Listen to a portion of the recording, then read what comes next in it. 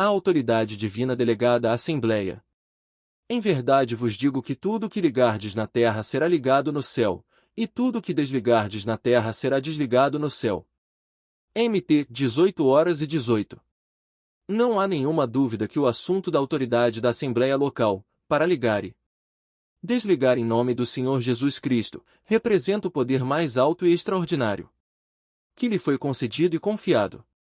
Tal autoridade foi delegada e garantida pelo próprio Senhor Jesus Cristo para ser exercida em seu nome e em seu lugar.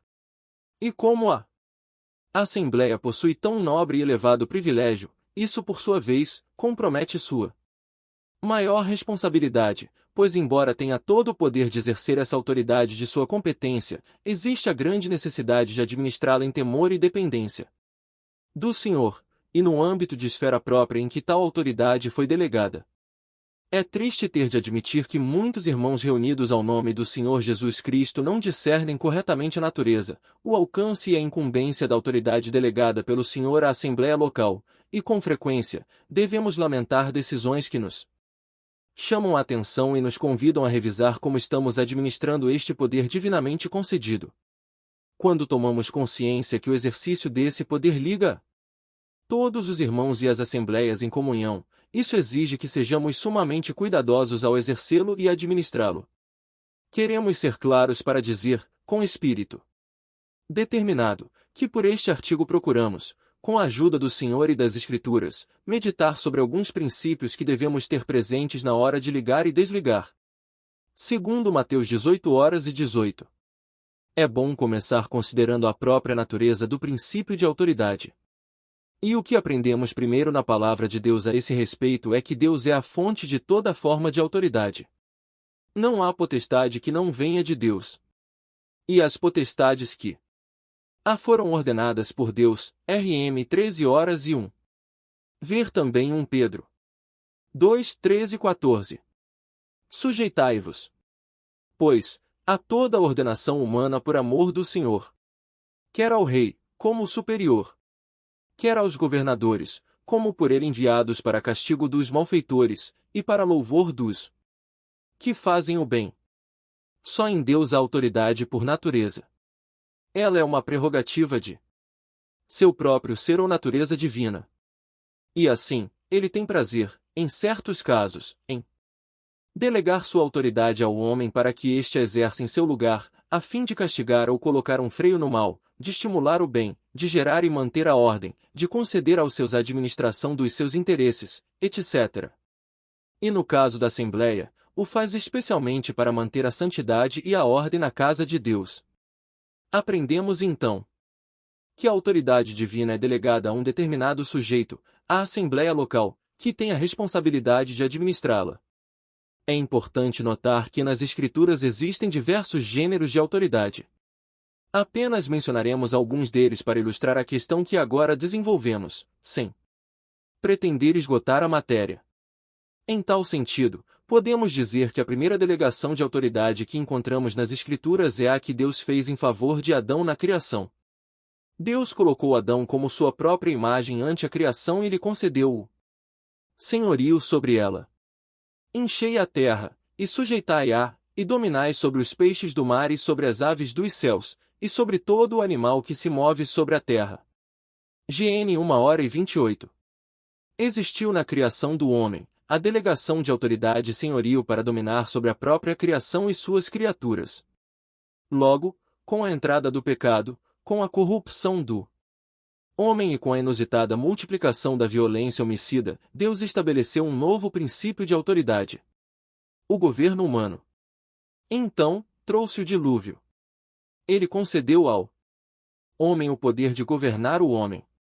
Quem derramar o sangue do homem, pelo homem o seu sangue será derramado, porque Deus fez o homem conforme a sua imagem. GN 9h06. Deus confiou ao homem uma autoridade tão grande como a de executar homicida voluntário. E este é o ato de maior autoridade que se confere a um governante deste mundo. Mas é importante notar que sempre que Deus delega autoridade, não o faz indiscriminadamente, senão que junto com ela também vão acompanhadas suas limitações. O primeiro Adão nenhuma autoridade tinha sobre as coisas celestes, eternas, tampouco sobre os anjos. Assim também a autoridade confiada a um governante não é ilimitada. Deus não lhe concedeu executar os homens por qualquer coisa, deve respeitar a outros governantes superiores ou de seu mesmo nível, e até mesmo sua autoridade está limitada pela de outros que a exercem em uma jurisdição que não lhe pertence. Até aqui é claro que temos a autoridade do homem sobre a criação e as criaturas, e a autoridade do homem sobre o homem, o governo humano, as quais nada têm a ver com a da Assembleia em Mateus 18:18. Deus delegou sua autoridade em distintos âmbitos, para que seja exercida nesses respectivos âmbitos que determinam sua especial incumbência. Por mais evidente que seja, é próprio dizer que a Assembleia de Deus não foi chamada para governar o mundo, para castigar o homicida, para cobrar impostos terrenais, nem assenhorar-se sobre as criaturas. Seu âmbito de autoridade está devidamente circunscrito à administração dos interesses atribuídos à casa de Deus. Ao chegar aqui é necessário fazer uma pergunta esclarecedora. Onde repousa a autoridade delegada pelo Senhor em Mateus 18:18? Qual é seu âmbito e o sujeito que a aplica? Poderíamos admitir a existência do poder conferido por Cristo para ligar e desligar e reconhecer que ele está plenamente garantido pelo céu, mas também poderia existir muito erro acerca de quem é o sujeito autorizado para exercê-lo legitimamente. A autoridade divina foi delegada a um sujeito concreto e qualquer estranho que a tome não pode ser endossado nem aprovado pela fonte que a delega. E por isso que é de suma importância ter presente qual é o sujeito que detém o poder para ligar e desligar conforme a autoridade que o Senhor delega em Mateus 18:18. Há algumas passagens que nos mostram isso de uma maneira muito clara. A primeira se encontra no mesmo contexto de Mateus 18:18. Se tivermos presente que não podemos separar este versículo dos versículos seguintes, advertiremos que é a Assembleia Local a depositária de tal poder. Recordemos que Mateus 18:18 unido a Mateus 18:20 expressa o princípio do que é a Assembleia Local, porque, onde estiverem 2 ou 3 reunidos em meu nome, aí estou eu no meio deles. Mas há também outra passagem sumamente esclarecedora, 1 Coríntios 5. Todo o contexto desse capítulo mostra que a autoridade da Assembleia Local é insubstituível. Um irmão, por mais dotado que seja, um grupo de irmãos, por mais sábios, íntegros e santos que sejam, outras assembleias, por mais próximas que estejam e mesmo o apóstolo Paulo, por maior que tenha sido o seu ministério na obra do Senhor, não podia substituir a ação que devia realizar por si mesma, a Assembleia Local em Corinto. Notemos que havia ali um caso de imoralidade não julgada, v1:2, e não obstante, Paulo não executa pessoalmente a ação de excomunhão em independência da Assembleia. Sua autoridade apostólica não podia substituir a autoridade do Senhor na Assembleia em Corinto, embora pudesse agir junto a ela. Observemos que Paulo move a consciência da Assembleia para que seja ela que o faça, mesmo quando ele se junta a ela e direciona sua autoridade apostólica através dela. Ele havia julgado o caso imoral no seu espírito, v3, mas tal coisa não significava a excomunhão do ofensor nem substituía a autoridade da Assembleia Local. Ele concordou com a ação da Assembleia em seu próprio espírito, mas não substituiu a Assembleia agindo no poder de Cristo, mesmo quando sua autoridade apostólica e a Assembleia Local fossem agir da mesma maneira. Notemos, em nome de nosso Senhor Jesus Cristo, juntos vós e o meu espírito, pelo poder de nosso Senhor Jesus Cristo, seja, este tal, entregue a Satanás para a destruição da carne, para que o espírito seja salvo no dia do Senhor Jesus, v4:5. É evidente que o juízo de Paulo não substituiu o da Assembleia, pois ele havia julgado em seu espiritual ofensor, mas esse juízo não havia resultado na excomunhão. Era necessário o exercício do poder da Assembleia Local e então, ele sim se associa à ação. Este poder se vê também nas expressões: não julgais vós os que estão dentro. v12, e tirai, pois, dentre vós a esse iníquo, v13. Estes vós permitem ver definitivamente que a autoridade de Cristo repousa nos santos da localidade. A ausência de apóstolos hoje. Falamos de apóstolo como dom nos fundamentos da Assembleia, não autoriza ninguém a querer mover uma Assembleia por sua pretendida autoridade. É a própria Assembleia que deve exercer a autoridade que lhe foi delegada. Tudo isso nos permite observar que a autoridade de Cristo repousa na Assembleia local, e o exercício dessa autoridade é insubstituível e indelegável. Nem mesmo o apóstolo Paulo podia exercer a autoridade que o Senhor havia confiado à Assembleia, embora assim associar-se e exercer sua autoridade apostólica sobre ela, de outro modo, ele mesmo teria excomungado o ofensor. Só excepcionalmente Paulo usou sua autoridade na Assembleia por ser tal autoridade somente um privilégio apostólico. Um dom, por maior que seja, não é depositário de Cristo para ligar e desligar. Por mais que a Assembleia em Corinto tivesse sido negligente em julgar o caso, e estando, por sua vaidade e orgulho, impedida de agir, versos 2,6, não havia autorização para que outro estranho exercesse sua autoridade. Paulo não o fez excluindo a Assembleia. O apóstolo tampouco reuniu irmãos dotados de outras assembleias para que o fizessem, nem chamou as assembleias mais próximas nem distantes para que executassem a excomunhão. Ele moveu a consciência da Assembleia local para que ela mesma exercesse a autoridade que gozava em nome do Senhor, e ele se uniu à ação com sua autoridade apostólica. A aplicação da palavra foi suficiente para que a Assembleia reagisse e executasse o juízo. Essa é uma verdade solene, pois a autoridade de Cristo repousa na Assembleia local, e esta, como temos dito, é insubstituível e indelegável.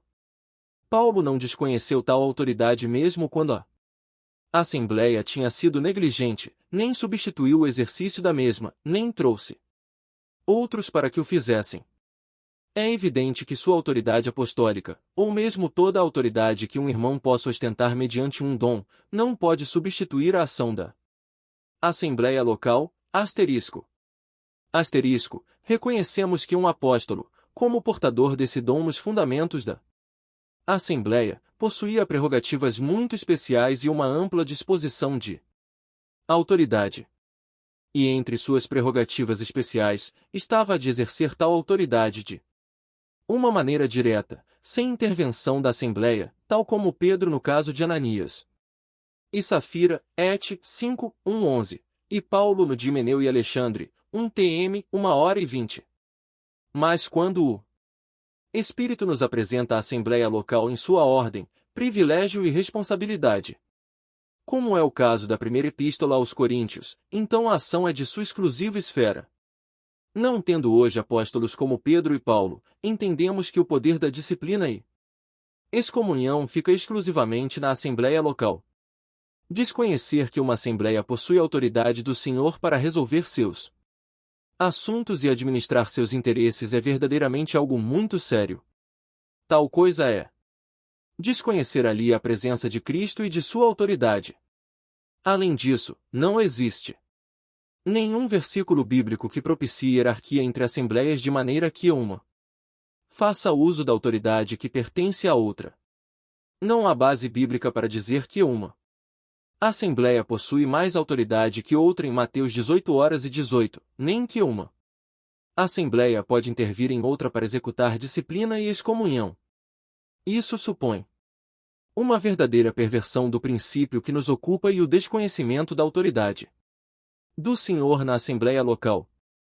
Quem age assim está cometendo um erro muito mais grave que aquele que pretende corrigir, pois justamente a essência da Assembleia é a presença de Cristo e sua autoridade no meio dos santos, Mt. 18:20.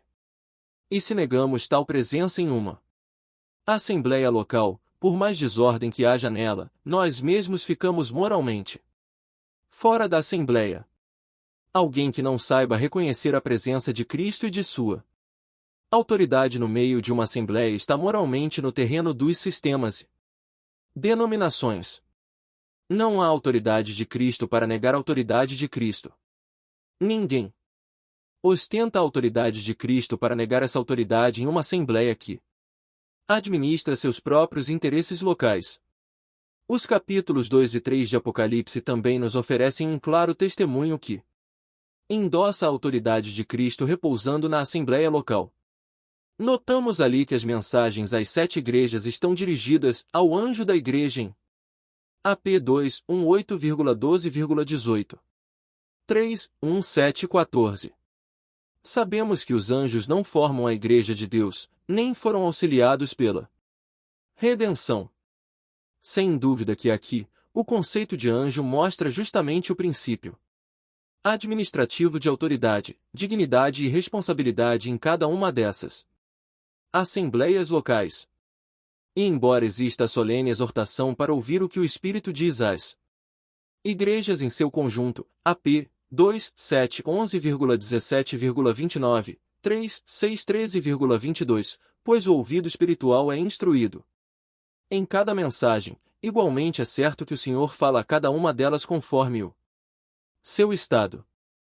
E por sua vez, cada uma delas é chamada a corrigir-se e voltar-se de seus próprios males de acordo com sua própria e intransferível responsabilidade. Assim, o que é exigido de uma, não se exige de outra, e nenhuma pode vir a dar resposta por outra. Há, sem dúvida, uma administração local que faz a assembleia responsável pelo seu próprio estado e nunca se exige de uma assembleia que suplante ou substitua a outra na questão da responsabilidade que tem no exercício de sua própria administração local. Isso mostra como a autoridade repousa na assembleia local e outra não pode substituí-la, por mais próxima que seja. Não vamos multiplicar os exemplos, pois a simples leitura das passagens que citamos mostra isso com toda clareza. Só tomemos um caso. O Senhor tem contra Éfeso que deixou seu primeiro amor e a chama a arrepender-se e praticar as primeiras obras. E isso, sob a advertência de tirar do lugar seu castiçal. 2, 4, 5. Acerca de tal coisa, todas as assembleias podiam aprender, mas nenhuma delas poderia substituir a Éfeso no arrependimento ao qual foi chamada.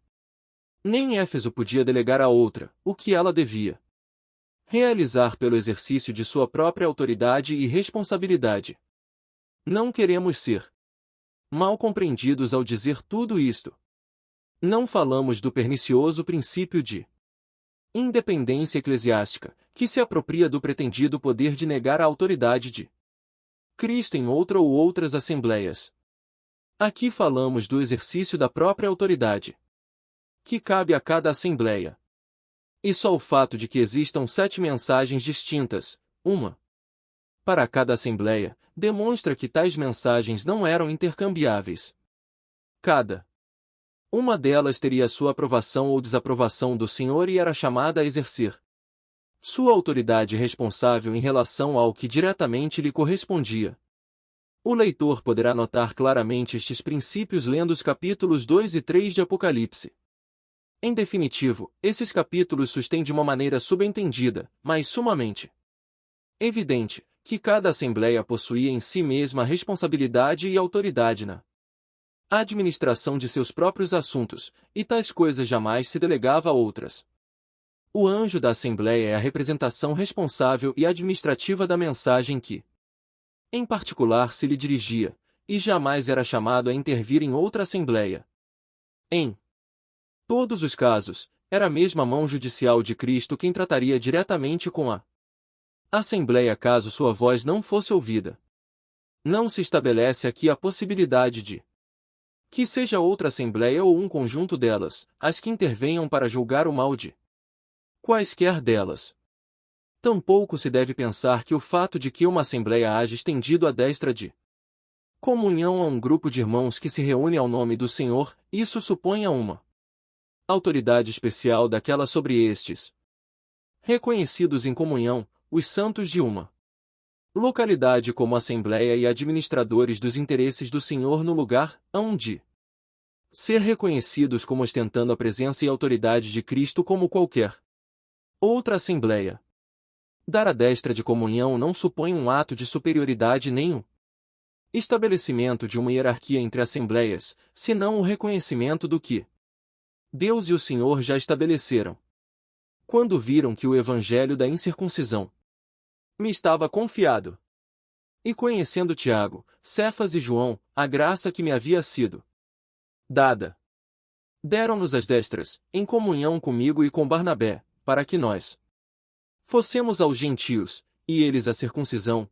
GL 2:7-9. No assunto que nos ocupa devemos dizer que é uma verdadeira desordem que uma assembleia discipline ou excomungue irmãos de outras assembleias. Por 1 Coríntios 5. Podemos apreciar com clareza que a autoridade do Senhor em Corinto se reduzia a tirar o perverso de entre eles, a assembleia local, v 2,13, mas não de outras assembleias. Ainda quando se pudesse haver produzido uma divisão entre irmãos de uma localidade, não podemos exercer autoridade em uma localidade estranha à nossa. Podemos, na medida em que estejamos capacitados, ajudar com a palavra para esclarecer os pensamentos de Deus nos temas e dificuldades em questão, podemos mover a consciência da Assembleia com a palavra, tal como fez Paulo. Podemos julgar um mal em nossos próprios espíritos, tal como fez Paulo. Podemos tomar todo o tempo necessário para procurarmos resolver as diferenças. Mas não podemos tomar a autoridade de Cristo, que compete a qualquer assembleia. E no caso em que uma divisão persista, deveremos esperar que o Senhor esclareça onde agiu a independência divisora e onde ele reconhece sua assembleia. Mas indubitavelmente não podemos exercer a autoridade confiada em Mateus 18:18 em uma localidade onde haja outra assembleia administrando os mesmos interesses. A expressão tirai pois dentre vós a esse iníquo, v 13, mostra sem lugar a dúvidas que a ação de excomunhão devia ser realizada pela Assembleia de Corinto, e não por outra. É sem dúvida nossa carne não julgada, nosso sentimento de superioridade, nosso zelo equivocado, nosso orgulhoso pensamento que somos mais fiéis que outros e que a Assembleia depende de nossa fidelidade pessoal, o que nos leva a agir apressadamente e nos intrometer ali onde devemos deixar que a autoridade de Cristo se manifeste. A atitude de Paulo é a correta. Pensemos quantas desordens graves havia em Corinto, se embriagavam na ceia do Senhor, ministravam em desordem, participavam do sacrificado aos ídolos, toleravam a fornicação, havia divisões entre eles, etc. Porém Paulo, por fé, seguiu considerando que o poder de Cristo estava entre eles para se limparem e ser nova massa, sem fermento, 1 Cor 5:7. E como sabemos pela segunda epístola aos Coríntios, a Assembleia se limpou e regressou à ordem divina, 2 Cor 7:11. Esta é a atitude que necessitamos cada vez que considerarmos o mal que possa brotar em uma Assembleia. Mas jamais temos que intervir para exercer uma autoridade que não é nossa. Enfim, Mateus 18:18 constitui um solene princípio de delegação de autoridade divina, mas tal poder não é ilimitado nem absoluto. Ele se circunscreve à Assembleia local. Junto com a delegação, temos seu âmbito próprio que determina por sua vez, sua limitação. Mateus 18:18 não é prerrogativa de um dom ou de alguém que possui um ministério notável. É assunto do conjunto dos irmãos da Assembleia local. Também tenhamos presente que o Senhor delegou esta autoridade, mas não delegou infalibilidade em seu exercício. E é por isso que se ligarmos com erro, também poderemos desligar a ação. Não se perde a autoridade conferida pelo Senhor quando desligarmos o que ligamos com erro. Retratar-se segundo a direção do Espírito é uma virtude louvável que fala de grandeza de coração e dependência ao Senhor. Aferrar-se ao poder da Assembleia local com um sentimento de orgulho e infalibilidade conduz a um autoritarismo carnal que não é conforme o Espírito do Senhor. Todo o poder conferido deve ser necessariamente acompanhado da humilhação que nos mantém na presença do Senhor. É sumamente triste ver irmãos cheios de orgulho de posição, que perturba o discernimento espiritual e pretende levar as ações da Assembleia ao errôneo terreno da infalibilidade. Autoridade não é sinônimo de infalibilidade. A legitimidade da ostentação de autoridade administrativa local não supõe infalibilidade por mais que o céu avalize a autoridade conferida. Para finalizar, vamos entender brevemente duas passagens que alguns utilizaram com erro. Em primeiro lugar, consideremos Deuteronômio 13, 12 e 18. Ali temos o mal da idolatria, surgindo em uma cidade de Israel, a qual toda a nação teve que destruir como anátema. Alguns afirmam que é de aplicação atual o princípio que se o mal não é julgado numa assembleia, todas as demais devem fazê-lo e excomungar a primeira. Além de não ser esta uma verdade que encontramos em 1 Coríntios 5 e de não possuir o Novo Testamento nenhuma passagem que nos autorize a isto, devemos ter presente uma imensa diferença entre Israel e a Igreja. Em Israel havia muitas cidades locais, mas um só centro divino e lugar onde o nome de Jeová havia sido colocado. Deuteronômio 12 horas e 5, ler todo o capítulo. Enquanto que em nosso tempo dispensacional cada assembleia local possui Cristo como centro divino, Mateus 18 horas e 20. E essa verdade nos leva a considerar, pela fé, que sempre há caminhos pelos quais o Senhor pode agir em cada assembleia local para resolver qualquer desordem. Poderíamos hoje encontrar uma assembleia com as mesmas copiosas desordens como a de Corinto? Sem dúvida que não. E não obstante, o Senhor teve caminhos e remédios para levá-la à ordem. Este é o espírito de fé que deve guiar-nos ante qualquer dificuldade que se apresente. E tenhamos presente que não existe excomunhão de assembleias. Nenhum grupo de assembleias pode exercer uma medida disciplinar sobre outra assembleia. Tal coisa é estranha às Escrituras. É possível que em casos excepcionais possa existir uma separação da comunhão a respeito de um grupo que sistematicamente se obstina a perseverar no mal. Mas isso não é excomunhão de assembleias senão separação do mal que domina um grupo. Um grupo que por sua iniquidade persistente não pode ser reconhecido como assembleia. Mas cremos que isto a mão de Cristo faz, e não a nossa. Outro texto mal aplicado é Deuteronômio 21, 1, 9. Ali se ordena realizar uma expiação por causa de um homicídio cujo autor se desconhece, e para isto se determinava uma expiação na cidade mais próxima. Pretende-se extrair o princípio que ante um mal aparentemente não solucionável em uma assembleia local, a assembleia mais próxima tem competência para agir. Isto é uma inteira falácia. Como dissemos, as cidades de Israel, salvo Jerusalém, não tinham um lugar divino onde Deus estava presente no meio. Enquanto que agora, cada assembleia possui a presença espiritual do Senhor como centro divino. E esta presença é suficiente para resolver qualquer situação. Ademais, o caso que citamos exigia que uma cidade se ocupasse do homicídio quando havia ocorrido no campo e sem testemunhas. Como se desconhecia o autor do mal, não se podia executar o juízo sobre o culpado.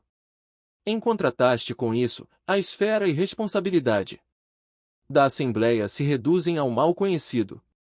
Se não há autor identificável de um determinado mal, tampouco pode haver juízo da Assembleia. Sem testemunhas, provas ou confissão, não existe a possibilidade de acreditar em nada. 2 Cor 13 horas e 1. O solene fato de que a presença espiritual de Cristo está na Assembleia local e que esta possui poder conferido em Mateus 18 horas e 18, não autoriza a intervir em outras assembleias estranhas à nossa localidade para fazer uso do poder que a ela se há delegado. Não negamos a ajuda que uma assembleia mais próxima possa dar a outra assembleia em conflito, mas o que dizemos é que jamais uma pode tomar a autoridade da outra. Insistimos no princípio de que não há autoridade de Cristo para negar a autoridade de Cristo. Anexo. Em nosso artigo insistimos e salientamos o princípio de autoridade que repousa na Assembleia local.